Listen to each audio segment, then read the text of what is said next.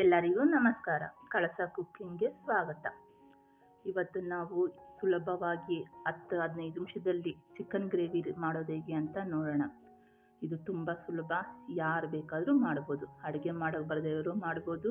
Even bachelors ಹೊರಗಡೆ ತಿಂದು ಬೇಜಾರಾಗಿರುತ್ತಲ್ಲ, ಅವರು ಸಹ ಮನೆಯಲ್ಲೇ ಈ ರೀತಿ ಟ್ರೈ ಮಾಡ್ಬೋದು. ಮೊದಲಿಗೆ ಅರ್ಧ kg ಚಿಕನ್ನು ಕ್ಲೀನಾಗಿ ಉಪ್ಪು ಮತ್ತು ಅರಿಶಿನ ಹಾಕಿ ತೊಳೆದು ತೆಗೆದಿಟ್ಕೊಳ್ಳಿ.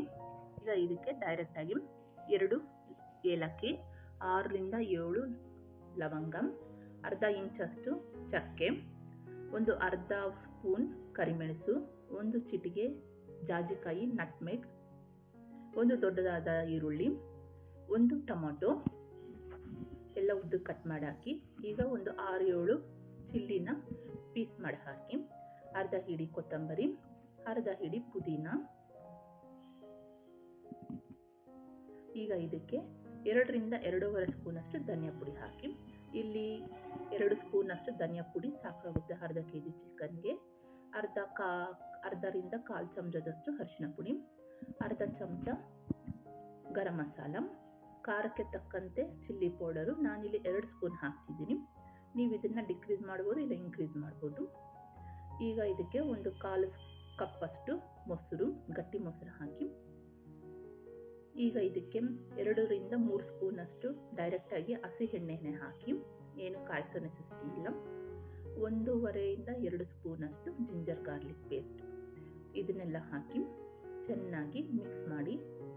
ಇಲ್ಲಿ ಈ ಥರ ಚೆನ್ನಾಗಿ ನಾವು ಮ್ಯಾರಿನೇಟ್ ಮಾಡೋ ಥರ ಮಿಕ್ಸ್ ಮಾಡಿ. ಹಂಗಂತೇಳಿ ಏನು ಮ್ಯಾರಿನೇಟ್ ಮಾಡೋ ನೆಸೆಸಿಟಿ ಇಲ್ಲ, ಡೈರೆಕ್ಟಾಗಿ ಮಾಡ್ತಾ ಇರೋದೆ.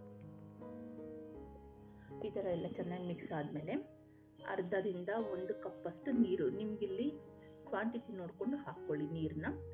ಆಮೇಲೆ ರುಚಿಗೆ ತಕ್ಕಷ್ಟು ಉಪ್ಪು ಹಾಕಿ ಡೈರೆಕ್ಟಾಗಿ ಕುಕ್ಕರ್ ಮುಚ್ಚಳನ ಮುಚ್ಚಿ ಸ್ಟವ್ ಮೇಲೆ ಬೇಯಕ್ಕಿಟ್ಬಿಡಿ. ಇದು 2-3 ವಿಸಿಲ್ ಬಂದರೆ ಸಾಕಾಗುತ್ತೆ. ಚಿಕನ್ ಮೇಲೆ ಡಿಪೆಂಡ್ ಆಗುತ್ತೆ. ಹೈ ಫ್ಲೇಮಲ್ಲಿ ಇಟ್ಟು ಬೇಯಿಸ್ಬೇಡಿ. ಲೋ ಫ್ಲೇಮ್ ಅಥವಾ ತುಂಬ ಲೋನು ಬೇಡ, ಮೀಡಿಯಂ ಫ್ಲೇಮಲ್ಲಿ ಇಟ್ಟು 2 ವಿಸಿಲ್ ಬರೋವರೆಗೂ ಬೇಯಿಸ್ ಮಾಡಿ. 2 ವಿಸಿಲ್ ಬಂದಮೇಲೆ ಸ್ಟವ್ ಆಫ್ ಮಾಡಿ ಒಂದು 5 ನಿಮಿಷ ತಣ್ಣಗಾಗಕ್ಕೆ ಒಂದು 5 ನಿಮಿಷ ತಣ್ಣಗಾದ್ಮೇಲೆ ಓಪನ್ ಮಾಡಿ ನೋಡಿ. ಇವಾಗ ನಾನು ಓಪನ್ ಮಾಡ್ತಿದ್ದೀನಿ.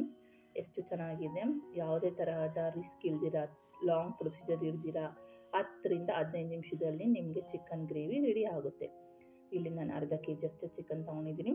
ನೀವು ಕ್ವಾಂಟಿಟಿ ಮೇಲೆ ಡಿಪೆಂಡ್ ಮಾಡಿಕೊಂಡು ಎಲ್ಲ ವೇರಿಯೇಷನ್ಸು ಮಾಡಿಕೊಂಡ್ರೆ ಸಾಕಾಗುತ್ತೆ. ಇವಾಗ ಇದಕ್ಕೆ ಸ್ವಲ್ಪ ಮೇಲಿಂದ ಕೊತ್ತಂಬರಿ ಪುದೀನ ಹಾಕಿ, ನಿಮ್ಗೆ ಇನ್ನೊಂದು ಸ್ವಲ್ಪ ತಿಕ್ಕಾಗಬೇಕು ಗ್ರೇವಿ ಅಂದರೆ ಇನ್ನೊಂದು 5 ನಿಮಿಷ ಮುಚ್ಚಳ ಮುಚ್ಚಿದಿರ ಸ್ಟವ್ ಮೇಲೆ ಇಟ್ಟು ಬೇಯಿಸಿ. ಆವಾಗ ನಿಮಗೆ ಸೂಪರಾಗಿ ರುಚಿಯಾದಂಥ ಟೇಸ್ಟಿಯಾದಂಥ ಚಿಕನ್ ಗ್ರೇವಿ ರೆಡಿ ಆಗುತ್ತೆ. ಇದನ್ನ ನೀವು ಚಪಾತಿ, ದೋಸೆ, ಮುದ್ದೆ, ಅನ್ನ, ಇಡ್ಲಿ ಯಾವುದ್ರ ಜೊತೆ ಆದರೂ ತಗೋಬೋದು. ನಿಮಗೆ ಎಷ್ಟು ಸಿಂಪಲ್ಲಾಗಿ ಚಿಕನ್ ಗ್ರೇವಿ ಮಾಡೋದು ತೋರಿಸಿದ್ನಲ್ಲ.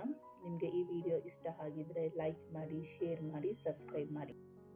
ಈ ಥರ ಟ್ರೈ ಮಾಡಿದ್ರೆ ನಿಮಗೆ ಹೊರಗಡೆ ತಿನ್ನೋದನ್ನು ಬೇಜಾರು ಅನಿಸುತ್ತೆ, ಅಷ್ಟು ಚೆನ್ನಾಗಿರುತ್ತೆ. ನಿಮಗೆ ಈ ವಿಡಿಯೋ ಇಷ್ಟ ಆಗಿದೆ ಲೈಕ್ ಮಾಡಿ, ಶೇರ್ ಮಾಡಿ, ಸಬ್ಸ್ಕ್ರೈಬ್